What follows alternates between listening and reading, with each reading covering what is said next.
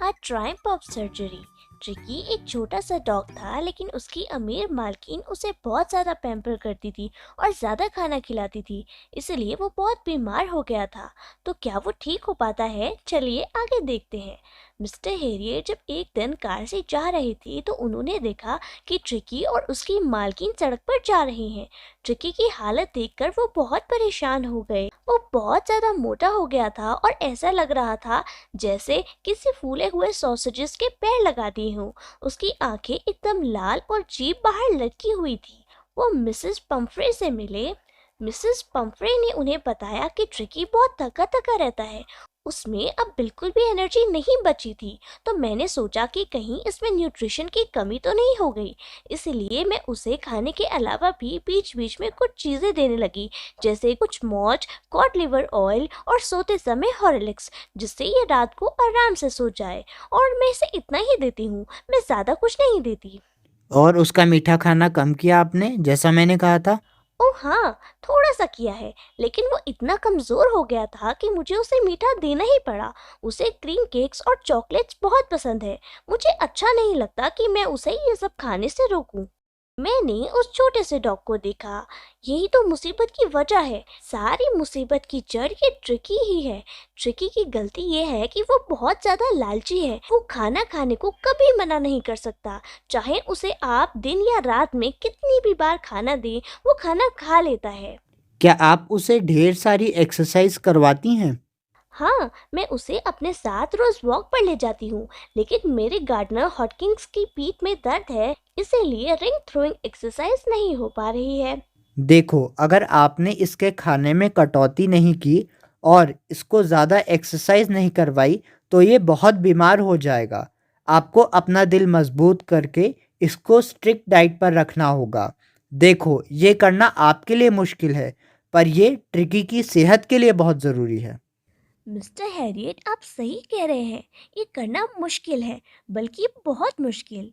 वो चली गई और ऐसा लग रहा था कि वो कल से ही ट्रिकी को ये स्ट्रिक्ट रूटीन फॉलो कराएंगी। ऐसे ही काफ़ी दिन गुजर गए। मुझे पता था कि मिसेस पंफ्रे का कॉल आने ही वाला है। फिर एक दिन मिसेस पंफ्रे का कॉल आया। वो काफ़ी ज़्यादा परेशान लग रही थी। उन्होंने बताया कि ट्रिकी कुछ भी नहीं खा रहा है, यहाँ तक कि अपनी फेवरेट चीज़ें भी नहीं खा रहा है और उल्टियाँ भी कर रहा है। वो पूरा दिन बैठा रहता है और हांफता रहता है। ना तो वो वॉक पर जाता है और ना ही वो कुछ और करना चाहता है। बस वो दिन भर लेटा ही रहता है। मैं उनके घर आया। मुझे पता था क्या करना है। ट्रिकी को ठीक करने का बस एक ही तरीका है कि उसे 14 दिन के लिए हॉस्पिटल में रखा जाए। ये सुन के बेचारी मालकिन तो बेहोशी होने वाली थी। उन्हें यकीन था कि अगर ट्रिकी उन्हें नहीं देखेगा तो वो मर जाएगा।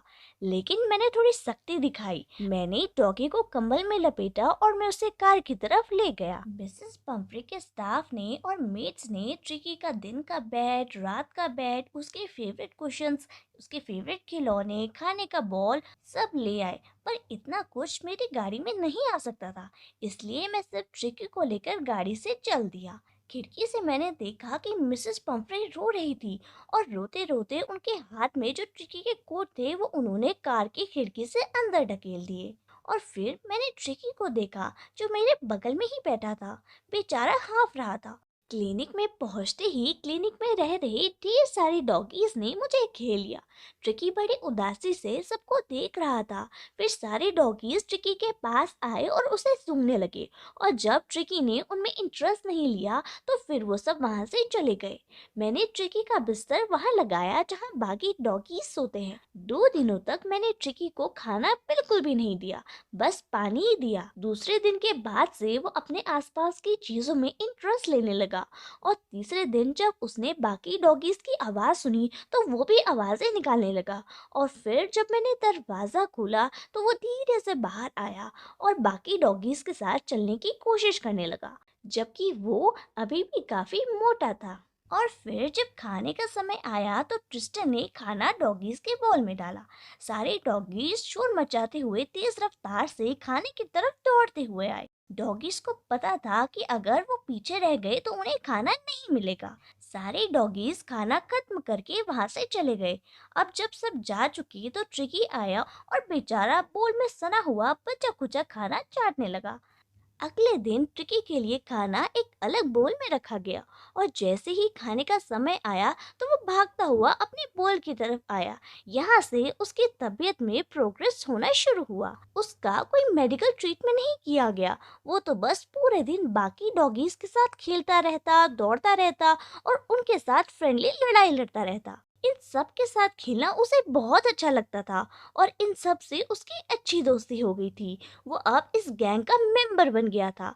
वो एक प्यारा सा सिल्की सा ऑब्जेक्ट लगता जब वो बाकी डॉगीज के साथ दौड़ लगाता खाने के लिए, एकदम बाघ की तरह। और रात को वो बाकी डॉगीज के साथ चूहों का शिकार भी करता था। ये उसकी जिंदगी का सबसे अच्छा समय था। इसी दौरान मिसेस पंफ्रे मुझे दिन भर में दर्जनों बार कॉल करके ट्रिकी के बारे में पूछती कि उसके कुशन्स रोज बदले जा रहे हैं या नहीं, उसको मौसम के हिसाब से कोट पहनाए जा रहे हैं या नहीं। लेकिन मैं तो उन्हें बस यही कहता कि अब वो खतरे से बाहर है और बहुत तेजी से वो रिकवर कर रहा है। अब जब उन्हें पता चला कि ट्रिकी रिकवर कर रहा है तो वो हर रोज ट्रिकी के लिए नाश्ते में 2 दर्जन अंडे, लंच के लिए वाइन और ब्रांडी भेजने लगी। मैं और मेरे साथी रोज नाश्ते में 2 अंडे खाते, लंच में 2 ग्लास वाइन पीते और डिनर के बाद आराम से आग के पास बैठ के ब्रांडी के मजे लेते। मुझे लालच आने लगा कि क्यों ना मैं ट्रिकी को परमानेंट गेस्ट ही रख लूं, पर मैं जानता था कि उसकी मालकिन 14 दिनों से बहुत परेशान है। आखिरकार मैंने मिसेस पंफ्रे को फोन करके बताया कि अब उनका ट्रिकी एकदम ठीक है और आपका इंतजार कर रहा है। कुछ ही मिनटों में एक बड़ी सी काली गाड़ी हॉस्पिटल के बाहर रुकी। मिसेस पंफ्रे अंदर बैठी थी। वो बोली, ओह मिस्टर हैरियट, सच बताइएगा, वो अब ठीक है? हाँ, वो बिल्कुल ठीक है। मैं उसे बाहर गोदी में लेके आया और अपनी मालकिन को देखकर वो मेरी गोदी से कूदकर मिसेस पंफ्रे के पास दौड़ता हुआ पहुंच गया। जब गाड़ी चली तो मिसेस पंफ्रे की आंखों में आंसू थे। वो रोते रोते बोली, ओह मिस्टर हैरियट, मैं कैसे आपका शुक्रिया अदा करूं?